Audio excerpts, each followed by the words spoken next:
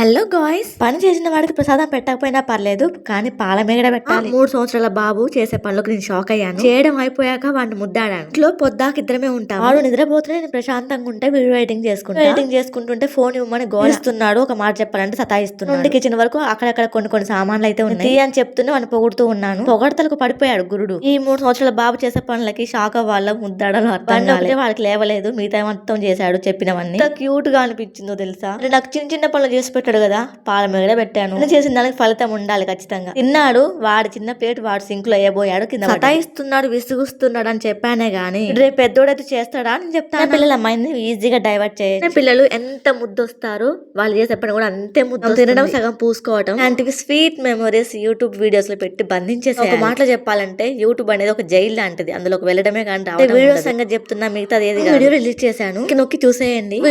ఈ వీడియోకి ఒక లైక్ ఇచ్చి వెళ్ళండి. Please do subscribe.